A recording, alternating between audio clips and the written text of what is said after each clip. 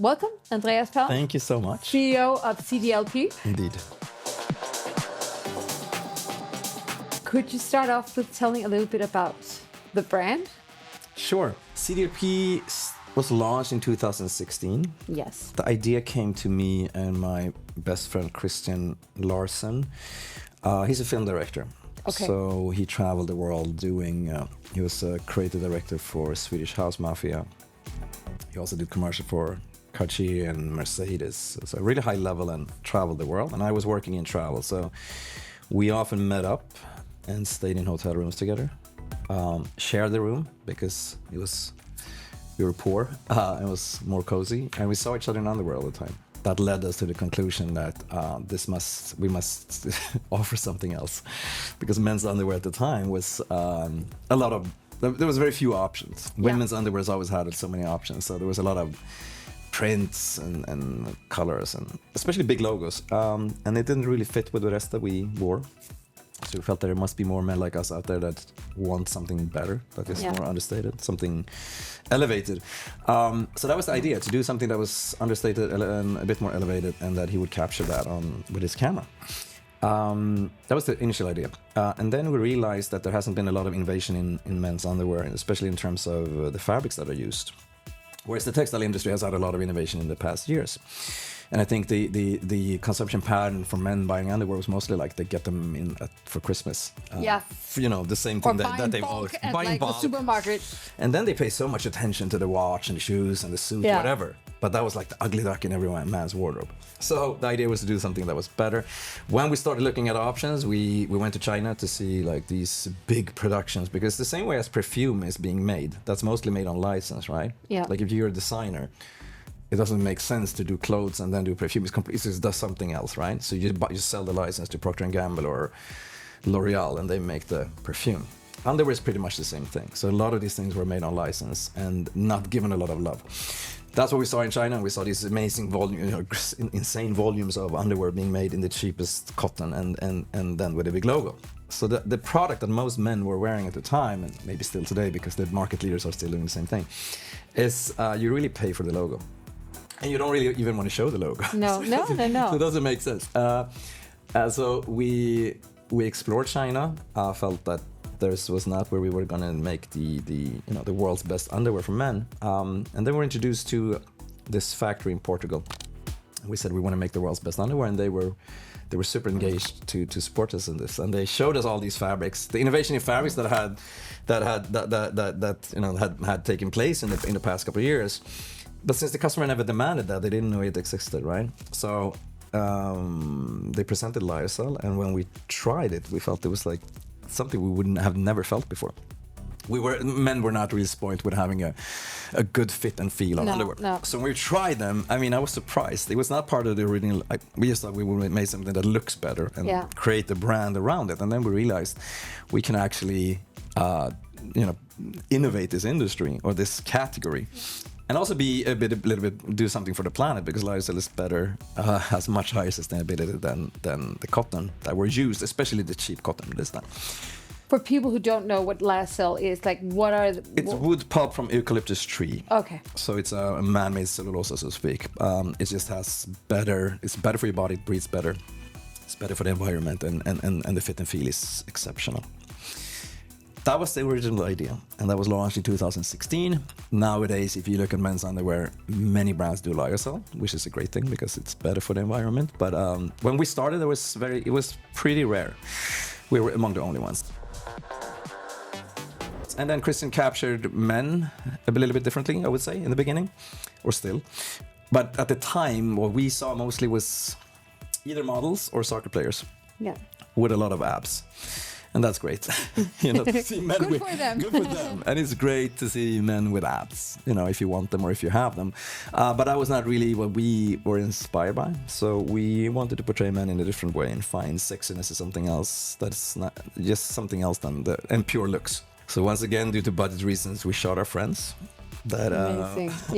in these hotel rooms that we always used to share. And I think what Christian managed to capture was what probably made people pay attention to us in the beginning. And also at the time in 2016, people didn't talk about sustainability in that sense. We got a lot of support from Swedish journalists, the Swedish media landscape, Euroman here, and then we got this feature in Esquire UK that says this is the new underwear brand that changes the industry, and we obviously thought that the server would break. Like, oh, it's gonna, sell so much. Now we made it. Obviously, that didn't happen, but we got a lot of support early. We started selling globally online from the get-go. We got into NK in Stockholm. That was a big thing for Sweden. We got into Harrods and Mr. Porter matches quite fast, 2017, and then we got into Barney's. And Barnes was made what made it happen for us in America. So there was a guy who was head of menswear who really loved the brand, who put us in the ready-to-wear department because he felt it was more elevated than the other brands in the underwear category. And then he put us in like 6 or 7 Barneys. And then Barnes went bankrupt. But it was a good start. Yeah. But I would say, 16 we launched with underwear. We designed for ourselves. We felt something was missing in the market. Then we got a really strong response. And I would say that response came down to the sustainability, that there was innovation in the product, that it was more understated, and also how Christian captured men. Some modern masculinity was what they were often referred to in press, because it was not just the stereotype. Not the stereotype. It was something else. It was sexy without trying to be sexy, but it was also something the men could relate to. And I think that has been what made CDLP stand out also in the beginning, was that men, all ages, felt connection to the brand. Yeah. Sometimes it's fashion. I mean, fashion is a fantastic industry, but sometimes it's not very inviting. No. But I think we managed to create a welcoming, we invited people to the world, and that's how it took off. So men's underwear was a start, and then that expanded. We felt we could do the same thing with socks, because there was also a lot of, like myself, I always bought like 3 pairs for 100 kronor, cheap box. Right? Yeah. And then we tried some of the best socks that were made in the world, and it's a huge difference when you actually try something that is done with love and through craftsmanship. Yeah. So that then we launched that, and then throughout the years, now we're 9 years in, we expanded with t-shirts, which is one of our biggest categories after underwear, and swimwear, and then we also, there's been some ventures into performance, and then we also launched women in 2022. Pretty much the same masculine aesthetic. How have the women responded to that? There's so much more options in the women's wear, in the women's market, but we have a lot of dedicated customers. And then we work with Mr. Porter, which is a big wholesale account, and they sell probably even more than we do because they have a wealthier customer. Yeah. And times have been a little bit tougher in the past 3 years since we launched. Or just a savvy audience who know what they want. For sure. And I would say no one else is doing what we do in women's. So, amazing. And now you're joining the CIFF showroom during New York Fashion Week. We're excited. Yeah. What do you expect of that venture? To meet, to connect with the American customer and press, of course, and the buyers. I think that the America is a very interesting market, of course. There's so much money. You can really tell when we look at the average order value of an online customer. Americans spend 3 times as much per transaction. And America has been the biggest market for us for the past 3 years. 3 or 4 years, by far. So it's already the biggest market.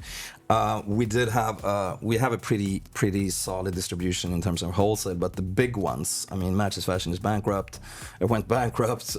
Browns pretty much disappeared. Farfetch the same, and Mr. Porter has been pressured. So the dominant distribution for us was the big online players. And now I see what is interesting with the American market is that every city has these amazing smaller shops, brick and mortar shops.